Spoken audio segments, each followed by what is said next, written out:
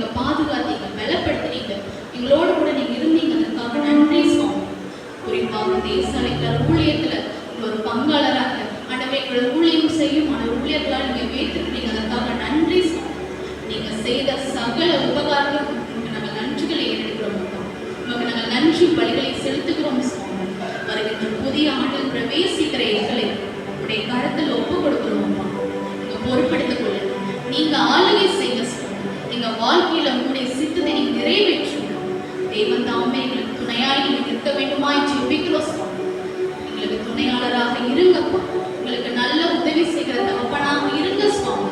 ஆலோசனை கர்த்தராக இருங்க சுவாமி. ஒவ்வொரு வேலையிலும் நீர் எங்களை பலப்படுத்த வேண்டுமாய் நாங்கள் ஜெபிக்கிறோம் சுவாமி. புதிய வருடத்தில் எங்களுக்கு என்னென்ன ஆசீர்வாதங்களை வைத்திருக்கிறீங்களோ அதையெல்லாம் என் தேவன் இப்பொழுதே ஆமென்றும் ஆமென் என்றும் நீங்க நடைபெற போறதுக்காக நன்றி சுவாமி. அப்படி எங்களை வழி நடத்துங்க, மேன்மைப்படுத்துங்க, உயர்த்துங்க சுவாமி. நமக்கு நேராக நாங்கள் வந்திருக்கிறோம் சுவாமி. எங்களை உயர்த்துங்கப்பா. உங்களுடைய சித்தத்திற்கு எங்களை நம்ம ஒப்பு கொடுத்துட்டு செல்கிறோம் சுவாமி. நீங்க நடத்துங்க, ஆசீர்வதிங்க, எங்களை பலப்படுத்துங்க. அப்படியே நீங்க செய்ய போறதுக்காக நன்றி.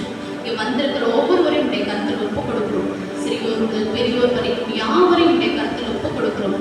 தேவனை பொறுப்பெடுத்துக் கொள்ளுங்க, ஆசீர்வதிங்க சுவாமி. எல்லார் மேலும் உடைய தெய்வீக கரம் இருக்கட்டும், உடைய தெய்வீக ஆசீர்வாதம் தங்கட்டும் அப்பா.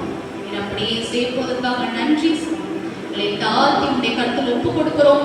பொறுப்பெடுத்துக் கொள்ளுங்க, ஆசீர்வதிங்க.